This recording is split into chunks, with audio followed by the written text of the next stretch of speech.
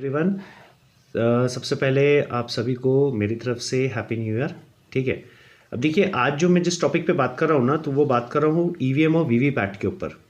मतलब बहुत लोगों के बीच में ना एक मिथ फैला हुआ है कि कई सारे लोग ये सोचते हैं कि ईवीएम जो है वो हैक हो जाता है। ईवीएम में तो सिर्फ एक ही पार्टी को वोट मिलता है। तो थोड़ा सा ना हम लोग इसको ना एक ब्रीफली समझेंगे कैसा है हिंदुस्तान में ना प्रॉब्लम क्या है। सबसे बड़ी इशू रहता है हिंदुस्तान में लैक ऑफ एजुकेशन। हमारे नेताजी ने जो बोल दिया हमने वो मान लिया। तो मैं कुछ चीज़ें आपको पढ़ के बता रहा हूँ जो हमारे इलेक्शन कमीशन ऑफ इंडिया ने ये चीज़ क्लियरली बोला हुआ है, और हम election commission of India, supreme court और हमारी लॉ अबाइडिंग अथॉरिटीज़ को ही मानते हैं। मैं किसी नेता या किसी पार्टी के विपक्ष में नहीं हूँ। मैं पहले ही ये बात बता रहा हूँ क्लियर। मैं एक जनरल नॉलेज प्रॉस्पेक्ट के हिसाब से आपको बता रहा हूँ। और अगर आप समझदार हैं, पढ़े लिखे, क्योंकि कई ऐसे मैंने पढ़े लिखे लोगों को भी देखा है जो ये बातें करते हैं कि ईवीएम हैक होता है। तो पहले समझ लेते हैं कि ईवीएम का प्रोसेस क्या है और क्यों है। पहले हमारे देश में बैलेट बॉक्सेस होते थे। उसमें हम जाते थे, हमें पेपर मिलता था, हम अपना वोटर आईडी कार्ड दिखाते थे, पेपर पे हम सील मारते थे, उसको फोल्ड करते थे और डब्बे में डाल देते थे। अब क्या होता था, कुछ इंसर्जेंट प्लेसेस ऐसी होती थी या सेंसिटिव प्लेसेस होती थी जहाँ पे बूथ कैप्चरिंग होती थी, और पूरा का पूरा पोल बॉक्स का मतलब पोल बूथ में जो आपका वोटिंग बॉक्स है वो पूरा का पूरा उठा के लेके चले जाते थे। अब क्या हो गया, उधर का चुनाव निरस्त यानी कैंसिल हो गया। दोबारा से फिर से करना पड़ता था। अब पब्लिक क्या होता था, पब्लिक थोड़ी परेशान हो जाती थी कि यार हमारे पास यही काम थोड़ी है कि हम बार बार आएंगे और सिर्फ इलेक्शन में वोटिंग ही देते रहेंगे। हम क्या अपने काम धाम छोड़ कर आए। आज की डेट में आपको छुट्टियां मिलती है जिस दिन आपकी वोट कास्टिंग डे होता है, बट पहले नहीं होता था। पहले कैसे आपको समय निकाल के जाना पड़ता था, तो ये लोगों के लिए बहुत हेक्टिक हो जाता था। दूसरा चीज़, इतना सारा पेपर यूज होता था, इतने सारे ट्रीज करते थे, आखिरकार क्या होना है आपको, नोट आपको सिर्फ काउंटिंग करनी है ना। उसके बाद वो पेपर का आप क्या करोगे। पेपर या तो रद्दी में फेंक दिए जाते हैं या तो डिस्कार्ड कर दिए जाते हैं, जला दिए जाते हैं। तो आप नेचर को भी डिस्ट्रॉय कर रहे हो। तो इसके देखते हुए जो वर्ल्ड की जो सबसे बड़ी डेमोक्रेसी है जिसे हम इंडिया कहते हैं, देखो लोग बोलते हैं कि अमेरिका बहुत बड़ा है, लोग बोलते हैं रशिया बहुत बड़ा है। देखो यहाँ पे कंप्लीट डेमोक्रेसी नहीं है। हम यहाँ पे बात करेंगे ना इंडिया में, तो इंडिया की बड़ी वाइब्रेंट डेमोक्रेसी है। इंडिया में अलग अलग पार्टीज अलग अलग लेवल पे काम करती है, अलग अलग आइडियोलॉजीज है, अलग अलग थिंकिंग है। मैं एक टीचर होने के नाते जैसे आपको समझा रहा हूँ, तो मेरी एक अलग थिंकिंग है। बहुत सारे लोग मेरी थिंकिंग से वाकिफ़ होते हैं, बहुत सारे मेरी थिंकिंग के अगेंस्ट रहते हैं। देखिए, दैट डजेंट मैटर। मेरे मन में जो आता है मैं वो बोलता हूँ। जिसे अच्छा लगता है वो उसे अपना सकता है, जिसे अच्छा नहीं लगता है वो उसको डिनाई भी कर सकता है। ऐसी कोई ज़बरदस्ती नहीं है। तो चलिए पहले मैं आपको कुछ चीज़ें समझा देता हूँ। पहले आप तो ये समझिए, जो मैं पढ़ के बता रहा हूँ उसका मैं हिंदी वाक्यांश भी आपको बताऊंगा। Election commission has announced that all existing elections will be held in the voters verified paper audit trial. इसे हम कहते हैं वीवीपैट। वीवीपैट एक मशीन होती है जिसके थ्रू हम लोग कास्टिंग ऑफ वोट करते हैं। ठीक है। अब ये डेटा मिक्सिंग सिस्टम होता है, इसको मैं आईटी की भाषा में आखिरी में समझाऊंगा, जिसको हम लोग बोलते हैं एनेबल्ड विथ ईवीएम। ईवीएम मतलब इलेक्ट्रॉनिक वोटिंग मशीन, यानी वीवीपैट पे आप वोटिंग नहीं करते, वीवीपैट पे उसको रिकॉर्ड किया जाता है और ईवीएम पे वोट कास्ट किया जाता है। ठीक है। How does it work, what exactly the person has to do. हमें एक इंसान होने के नाते इसे क्या करना चाहिए। An EVM is designed with 2 units, the control unit and a balloting unit. देखो सबसे पहले पता 2 यूनिट्स होती है। लोगों के मन में एक ख्याल आता है कि ईवीएम मशीन बस लाए और लगा दिए। भैया वो कोई जेरोक्स की मशीन तो है नहीं कि आपने लाया, प्लग में लगाया और वहाँ पे एक पेपर घुसेड़ा और वहाँ से क्या बोलते हैं आपको प्रिंट आउट मिल गया। ऐसा नहीं होता है। इसका एक प्रोसीजर होता है, इसके 2 सिस्टम्स होते हैं। इसके बाद बोलता है these units are joint together by a 5 meter long cable. यानी 5 मीटर लॉन्ग केबल इसलिए होता है कि जो प्रिसाइडिंग ऑफिसर होता है, जो आपके वोट कास्टिंग में आपको ग्रीन झंडी देता है, जो आपके पूरे डॉक्यूमेंट्स को चेक करता है, वोटर आईडी आपकी वोटर लिस्ट में नाम चेक करता है, उससे भी वो 5 मीटर दूरी पर रहता है। यानी उसे भी नहीं मालूम कि आप वोट कास्टिंग किसको कर रहे हैं। ठीक है। फिर बोलता है the controlling unit of EVM is kept with a presiding officer eight A polling officer. देखो पोलिंग ऑफिस बूथ जो होता है या पोलिंग ऑफिसर जो होता है, प्रिसाइडिंग ऑफिसर, ये पूरी चीज़ों को हैंडल करता है। तो ये उससे थोड़ा सा नज़दीक रखा जाता है, मगर फिर भी 5 फीट की दूरी पे रहता है। ऐसा नहीं कि वो ऐसा उठ के ऐसा झाँक के देख रहा है कि आप क्या कर रहे हो। ऐसा नहीं होता। आपको फुल प्राइवेसी दी जाती है कि आपको जिसको कास्ट करना है वोट, आप उसको वोट कास्ट कर सकते हैं। Now the voting compartments for the elections and cast their vote, this is to be done in the polling officer verifies your identity. जब तक आपकी आइडेंटिटी प्रूफ नहीं होंगी, जब तक आपको वोटर आईडी और वोटिंग लिस्ट में नाम चेक वो नहीं होगा, तब तक वो आपको आगे प्रोसीड होने नहीं देगा। ये प्रिसाइडिंग ऑफिसर की बहुत बड़ी जिम्मेदारी होती है, क्योंकि एक पोलिंग बूथ उसके अंडर में होता है और वही उसका देख रेख करने वाला आखिरी तक चुनाव कार्यक्रम को करने वाला होता है। क्योंकि इलेक्शन कमीशन ऑफ इंडिया जो कुछ पूछेगा वो उसी से पूछेगा। He will be the answering authority. The polling officer passes the ballot button which enables the voter to cast their vote using the EVM. अब क्या होता है, वो अपना बैलेट बटन पूरा वेरीफाई करने के बाद दबा देता है। तो यहाँ दबाने से ये होता है कि जो आपकी ईवीएम मशीन है, ईवीएम मशीन रिबूट हो जाती है। रिबूट का मतलब ये होता है कि अब आप कास्ट कर सकते हो वोट, किसी और ने वोट किया ही नहीं, आपकी मशीन रेडी है। जैसे हम बोलते हैं ना, योर मशीन इज रेडी। आप अपने घर में माइक्रोवेव यूज करते हो तो आप माइक्रोवेव में एकदम से खाना नहीं डालते हो, पहले तो आप उसको प्री हीट करते हो। तो प्री हीट करने पे क्या होता है, आपका माइक्रोवेव तैयार हो जाता है, उसमें लिख कर आता है now the microwave is ready, the machine is ready. तो अब मशीन जब रेडी रहती है तभी आप आगे कास्ट कर सकोगे। EVM can be open only with the new ballot number. हर बार एक न्यू बैलेट नंबर होता है जो प्रिसाइडिंग ऑफिसर असाइन करता है। यानी ऐसा नहीं है कि एक ही बैलेट नंबर पे दो लोगों ने एक साथ कास्ट किया है वोट, या एक ही बैलेट नंबर चल रहा है लगातार 10-15 लोगों के लिए। हर बार एक न्यू बैलेट नंबर आता है, ठीक है। A list having names of candidates and the symbols are available on the machine with the blue button next to it। एक blue button होता है जिसे आप दबाया जाता है, मतलब सबका नाम होता है, जैसे अलग अलग पार्टीज के नाम होंगे, उनके सिंबल होंगे, कैंडिडेट के नाम होंगे, और वहां पे ब्लू बटन रहेगा, ठीक है। अब आप इसको जिसको कास्ट करना चाहते हैं, whoever you want to cast the vote, you can choose it, ठीक है।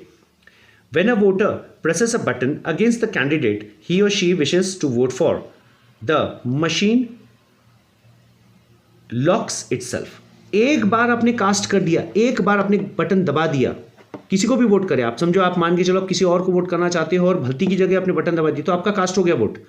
आप ये नहीं बोल सकते प्रिसाइडिंग ऑफिसर को सॉरी सर मैंने गलत वोट कास्ट कर दिया, अब दोबारा वोट कास्ट करने दो। ऐसा नहीं होता, एक ही बार आपको वोट कास्ट करने के लिए मिलेगा, एक बार में सही चीज करो।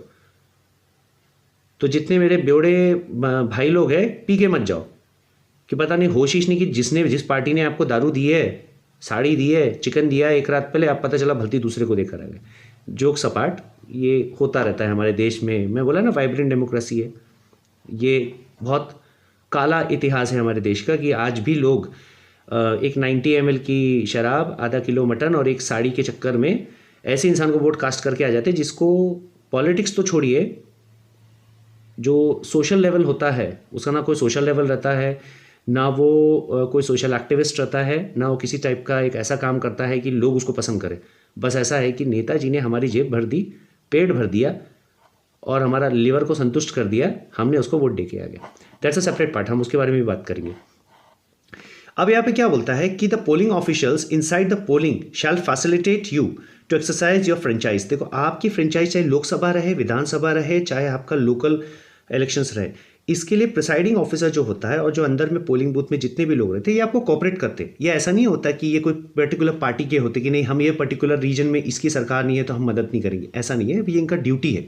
दीज आर गवर्नमेंट ऑफिशियल्स, ठीक है। तो ये मैक्सिमम टीचर्स होते हैं, यानी मेरे जैसे सरफिरे लोग ही होते हैं जो किसी के साथ कोई पक्षपात नहीं करते, वो सीधा बोलते भैया वोटिंग करो और रास्ता नापो।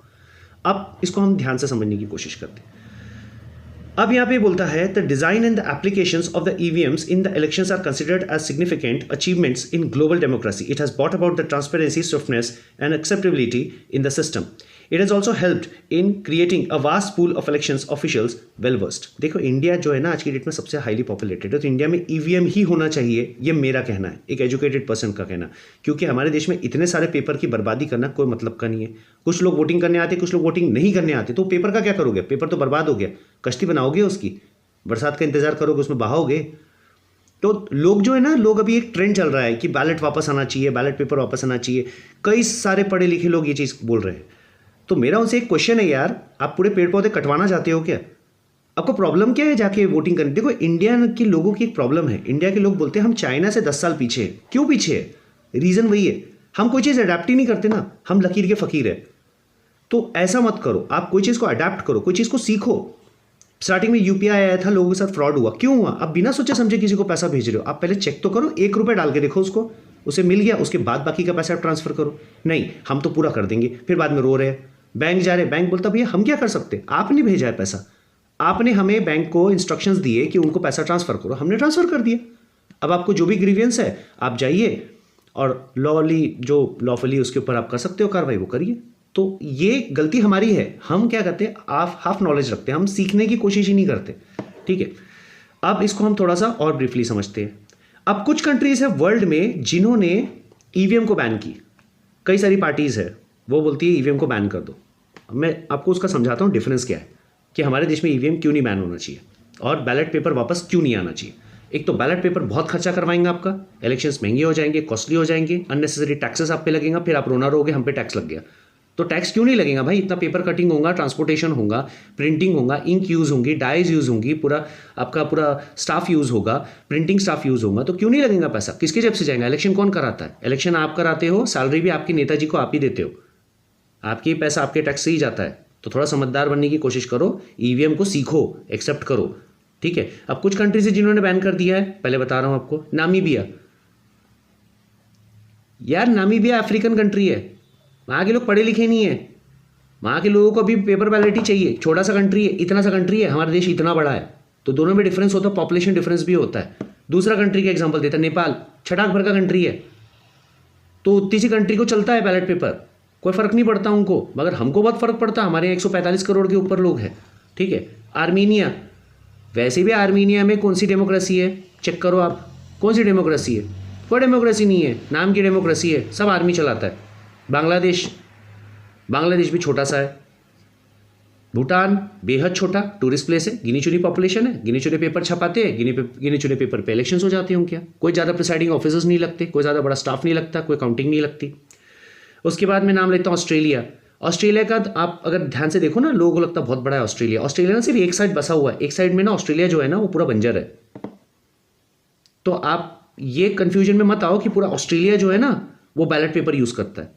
ब्राजील भी जाओगे ना तो ब्राजील का आधे से ज़्यादा पोर्शन जो है अमेजोन फॉरेस्ट है, और आधे से ज़्यादा कोस्टल एरिया में सिर्फ ब्राजील बसा हुआ है। तो थोड़ा सा ज्योग्राफी अगर पढ़े होंगे ना 8th 9th 10th में, ध्यान से कभी मैप पे पढ़े होंगे, इंडिया वर्सेस ब्राजील वगैरह जो चैप्टर्स होते हैं ना, तो उसको करो, नहीं तो कहीं से पीडीएफ डाउनलोड करके पढ़ो, मगर बिना सोचे समझे ना गंवारों जैसी बातें मत करो, ठीक है। थोड़ा पढ़े लिखे लोग जैसी बात करो, यार इंडिया बहुत तरक्की कर लिया, हम 2024 में पहुंच गए, फर्स्ट डे है आज नए साल का, तो कुछ नया सीखने की कोशिश करो, नया एक्सेप्ट करो। बेल्जियम छोटी सी कंट्री है। बुल्गारिया, इटली है कितना बड़ा है इटली? जॉर्जिया मिलिनी को कितने लोगों को संभालना पड़ता है इटली में? बहुत कम लोगों को संभालना पड़ता है, ठीक है। स्विट्जरलैंड, आधा तो बर्फ से ढका है, आधी जर्सी गाय घूमते रहती है वहाँ पर। कनाडा बहुत बड़ा नहीं है, एरिया में बड़ा है, पॉपुलेशन में नहीं है। Mexico, unstable place, always with a conflict of the years. US ने क्यों बैन किया? यूएस ने इसलिए बैन किया, यूएस में सिर्फ 2 ही पार्टियां हैं, एक डेमोक्रेटिक से एक रिपब्लिक है। हमारे देश में बहुत सारी पार्टियां हैं, तो बहुत सारे वोटिंग बैलेट्स लगते हैं हमारे यहाँ पे। और दूसरी बात, अमेरिका की पॉपुलेशन बेहद कम है एज कम्पेयर टू इंडिया, ठीक है। ब्राज़ील, फिर से एग्जाम्पल आपको जस्ट दिया, छोटी country. Chile, Peru and Venezuela. अब मेरा ये सवाल है सबसे कि अब इसको हम लोग समझते हैं स्टेप बाय स्टेप कैसे होता है। मान के चलिए मैं जाता हूँ इलेक्शन देने के लिए, मतलब मैं वोटिंग करने के लिए जाता हूँ, ठीक है। मैं जाता हूँ और मुझे वोटिंग करनी है, तो मैं जाऊँगा, मेरा पहले मतदान कार्ड दिखाऊंगा जिसे हम वोटर आईडी कार्ड बोलते हैं। वो मेरा लिस्ट में नाम चेक करेगा, मुझे एक पर्ची बना के देंगे, मैं प्रिसाइडिंग ऑफिसर के पास जाऊँगा, प्रिसाइडिंग ऑफिसर चेक करेंगे, बैलेट बटन दबाएंगे, मुझे एक सेपरेट कोड के तहत मेरी मशीन एक्टिवेट होगी, मैं जाऊँगा वोट कास्ट करूँगा, बटन दबाऊँगा, एक प्रिंट निकलती है। एक तीसरी मशीन भी होती है जिसको हम बोलते हैं प्रिंटर मशीन, जिसमें आपके सामने 7 सेकेंड्स, ओनली फॉर 7 सेकेंड्स आपके सामने ऐसा प्रिंट होकर आता है कि आपने किसको वोट कास्ट किया। कई नेता बोलते हैं कि हम जब भी वोट पब्लिक कास्ट करती है एक ही पार्टी को मिलता है, गलत। जो वोट कास्ट करने वाला है उसके सामने स्लिप निकल रही है, दिख रहा है भाई आपको, आपने जिस पार्टी को दिया है, जिस कैंडिडेट को दिया है, उसका वहाँ पर मानचित्र, उसका जो भी वो रहता है, क्या बोलते हैं उसको, सिंबल रहता है, वो सिंबल है, सब कुछ है। आप कैसे बोल सकते हो? अच्छा, कुछ नेता हमारे यहाँ लोगों को ये भड़काते हैं और बोलते हैं कि वो स्लिप पब्लिक को मिलनी चाहिए। अब मैं नेताजी से पूछता हूँ कि आप डी मार्ट या बिग बाजार जा रहे हो, या बिग बास्केट्स के आपने कुछ सामान खरीदा हुआ है, या आप एटीएम मशीन में जाके पैसा निकाल रहे हो जो आपको एक स्लिप मिलेगी? यार सीक्रेट बैलेट का मतलब क्या होता है? डेमोक्रेसी भूल गए हो? सीक्रेट बैलेट का मतलब होता है कि अगर आप किसी को वोटिंग करते हो तो मात्र आपके अलावा वो किसी को पता नहीं रहना चाहिए कि आपने किसको किया, इसलिए उसकी रिसीट जो है उसको बाहर लाने नहीं दिया जाता है। कारण ये कि उससे परसेंटेज ऑफ वोट पता चलता है पार्टीज को, ये परसेंटेज ऑफ वोट जो है पार्टी को बाद में बताया जाता है इलेक्शन कमीशन ऑफ इंडिया की तरफ से। दूसरी बात, जब मशीन आती है तो मशीन स्टार्ट करने के पहले कलेक्ट्रेट ऑफिस में लोकल रिप्रेजेंटेटिव के पार्टी के टीम्स को बुलाया जाता है, पार्टी के रिप्रेजेंटेटिव्स को, और उनके सामने मशीन चेक करके दिखाई जाती है। जब इलेक्शन कमीशन गिनता है तभी गिनती के समय भी उस ऑफिस में पर्टिकुलरली जो लोग होते हैं मतलब पार्टीज के रिप्रेजेंटेटिव, उनके सामने बैठ के गिना जाता है। तो फिर आप ये कैसे बोल सकते हो कि धांधली हो रही? दूसरी बात, आप ये बोलते हो कि वो हैक होती है, ठीक है। अब आईटी प्रोस्पेक्ट के हिसाब से समझते हैं। ये मेरा मोबाइल है, ठीक है, मेरे मोबाइल को हैक कब कर सकते हैं आप? जब ये इंटरनेट से कनेक्टेड है। अगर ये इंटरनेट से कनेक्टेड नहीं है तो आप बिल्कुल हैक नहीं कर सकते। अगर आप बोलते हो ईवीएम हैक होती है, ईवीएम हैक नहीं हो सकती, क्योंकि वो इंटरनेट से कनेक्ट नहीं रहती है, वो एक एनालॉग मोड पे होती है जो कि डिजिटल प्रिंट को रिकॉर्ड करती है। ठीक है, हर ईवीएम की जो चिप साइज होती है, जो चिप नंबर होता है और चिप सीरियल कॉन्फ़िगरेशन होता है, वो डिफरेंट होता है। ठीक है, उसके बारे में खुद इलेक्शन कमीशन को मालूम नहीं होता है। वो सीधा सीधा जो डिज़ाइन किया जाता है वो सेंट्रल गवर्नमेंट से डिज़ाइन किया जाता है। दूसरी बात, अगर आपको ईवीएम हैक करना है तो उसके लिए ईवीएम मशीन आपके पास पर्सनली प्रेजेंट होनी चाहिए, जिसको आप डेटा केबल से अटैच करके अपने सॉफ्टवेयर से हैक कर पाओगे। अगर आप ये बोलते हो कि कई सारी मशीन्स है और मैं उनको हैक करके मैंने चेंज कर दिया, ये पॉसिबल नहीं है। तो एजुकेट बनो। अब बात करते हैं कुछ पार्टीज की। अब जैसे कुछ पार्टीज है,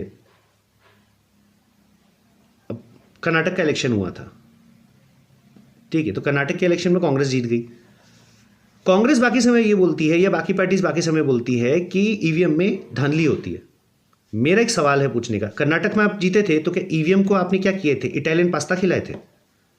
या आपने ईवीएम को ये बोले थे कि नहीं आज हम आपको अगरबत्ती, धूप, कपूर लगा के कर रहे हैं पूजा? ऐसा नहीं होता बस। आप ये मानो ना कि आपका कैंडिडेट में दम नहीं था। देखो, जिसके कैंडिडेट में दम नहीं होगा ना वो इलेक्शन हारता है। अब कर्नाटक में इलेक्शन वो आप जीते क्योंकि आपके कैंडिडेट में दम था, बाकी पार्टीज के कैंडिडेट में दम नहीं था। अब बाकी स्टेट्स में वो पार्टी जीती क्योंकि उनके कैंडिडेट में दम था, आप पे नहीं दम था। तो आपको अपनी गलती, देखो कभी पार्टी ना अपनी गलती एक्सेप्ट नहीं करती। वो क्या करती बेचारी, वो मशीन के ऊपर गलती थोप देती। तो उसमें गलती मशीन की नहीं है। जीतोगे, अच्छा आप जीतते हो तब आप मशीन को धन्यवाद क्यों नहीं व्यक्त करते? क्यों नहीं जाते वो जो ईवीएम से आप जीते हो उस पर अगरबत्ती लगाने, नारियल फोड़ने के लिए? तब आप उसको याद नहीं करते। तब आप बोलते पार्टी के कार्यकर्ता और पार्टी के लोगों ने किया, पब्लिक ने किया। जिताती भी आपको पब्लिक है, हराती भी आपको पब्लिक है। यही डेमोक्रेसी की सबसे बड़ी विशेषता है और यही सुंदरता है डेमोक्रेसी की, जिसने इंडिया को एक वाइब्रेंट डेमोक्रेसी बना के रखा है। तो मेरा सबसे यह आग्रह है कि कृपया करके एजुकेटेड बने, समझदार बने, नेताओं जी की या नेताजी की बातों में ना आए, या आपकी जो बची कुची धोती है ना उसको भी फोल्ड करके लेके चले जाएंगे। पढ़े लिखे बनिए। अगर आप पढ़े लिखे नहीं हैं तो सही नॉलेज सही व्यक्ति के साथ बैठ के आकलन कीजिए। किसी पान ठेले पे या चाय की टपरी पे बैठ के डिस्कस मत कीजिए, क्योंकि जो जो बातें मैंने आपको बताई है शायद ये बातें सिर्फ 1% लोगों को मालूम है। 99% लोग अभी भी ये भ्रम में है कि ईवीएम हैक किया जा सकता है।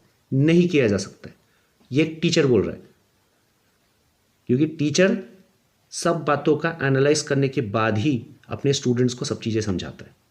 तो मैं जितने लोग हैं इसको ध्यान से ये वीडियो को समझिए, हो सके तो बार बार रिप्लाई करके, बार बार रिपीट करके, रिवाइंड करके इसको सुनिए, तब आपको समझ में आएगा कि मैं आपको क्या समझाने की कोशिश कर रहा हूँ। अगर चाइना जैसा हमको डेवलपमेंट करना है तो पहले हमको इंफ्रास्ट्रक्चर तो हमारा बहुत अच्छा डेवलपमेंट हो रहा है, उसके अलावा सबसे पहले हमको हमारी मानसिकता डेवलप करनी पड़ेगी। ये पिछड़ी हुई है हमारी। अगर हमने इसको डेवलप कर लिया पूरा दुनिया डेवलप होगा। अच्छा, एक एग्जांपल और बताता हूँ आखिरी में। हम बोलते हैं ईवीएम इससे पहले यूज़ नहीं हुआ था। केरला के एक इलेक्शन में ईवीएम यूज़ हुआ था। उस समय पूरे हिंदुस्तान में बैलेट पेपर यूज़ होता था। 1980s की बात है। I will get you the details in the next video. तब उस इलेक्शन में वहाँ की लोकल पार्टी जीत के आई थी। तब ये नेशनल पार्टीज क्यों नहीं जीत के आई थी? कैंडिडेट में दम होना चाहिए। पार्टी के सिंबल में दम नहीं होता, कैंडिडेट में दम होता। कैंडिडेट भाग गया, पब्लिक उसी का बटन दबाती। विद दिस थॉट, आपका नया साल बहुत अच्छा रहे। एजुकेटेड बनो, अच्छा बनो। और सभी बच्चों को बता रहा हूँ, ये जो मैंने सेशन आपको बताया ये स्पेशली यूपीएससी का सेशन है, जिसमें वीवीपैट के ऊपर आपको क्वेश्चंस आते हैं और साथ में स्टेट पीएससी लेवल पे भी आपको वीवीपैट के क्वेश्चन आते हैं। This was the question which was actually asked in NDA exams also. ये मैंने आपको एक बहुत अच्छा ब्रीफिंग बताई है। इसको चाहे तो आप नोट डाउन कर सकते हैं पॉइंट। और जिन लोगों को ये गलतफहमी है ईवीएम से रिलेटेड, उन तक आप ये पहुंचा सकते हैं। ये वीडियो को मैं चाहूँगा कि आप चाहे तो सर्कुलेट कर सकते हैं, पहुँचा सकते हैं, इसमें कोई दिक्कत नहीं है। मैंने किसी पार्टी विशेष को गलत नहीं बताया, मैंने सिर्फ ये बताई है कि VVPAT, EVM and recorder machine, ballot boxing, secret ballot paper versus EVM का कॉन्सेप्ट क्या है और ईवीएम क्यों हिंदुस्तान में होना चाहिए और उसकी एसेंशियलिटी है। क्योंकि हमारे देश की जनसंख्या बहुत ज़्यादा है, बहुत ज़्यादा हमारे इलेक्शन का खर्चा होता है, बहुत ज़्यादा पेपर वेस्टेज होता है। नेचर के साथ प्लीज़ खिलवाड़ मत कीजिए। तो जो लोग अभी बीच में बहुत सारा मैसेजेस ट्रेंडिंग चल रहा है कि बैलेट पेपर के अगेंस्ट नहीं, ईवीएम के अगेंस्ट आप वो कीजिए और बैलेट पेपर को प्रमोट कीजिए। यार पागल हो क्या यार? आधे से ज़्यादा पॉपुलेशन इलेक्शन नहीं कास्टिंग करती वोट। 145 करोड़ लोगों के लिए पेपर छाप रहे हो आप, कितना पैसा खर्चा हो रहा है? थोड़ा अक्ल तो लगाओ। आपके नेताजी ऐसा इसलिए बोल रहे हैं आपको कि वो बैलेट बॉक्स को लेके भाग सके, उस जगह के इलेक्शन को अबॉलिश करा सके। थोड़ा समझो, नेताजी की थिंकिंग को समझो। जो आपको ये समझा रहे हैं वो इसलिए समझा रहे हैं क्योंकि वो हारने के कगार पे है, उनका पॉलिटिकल करियर डूब रहा है। तो विद दिस थॉट, नए साल बहुत बहुत मुबारक हो आपको। अच्छे से रहिए, खूब पढ़िए, खूब आगे बढ़िए और एजुकेटेड बनिए। Bye bye.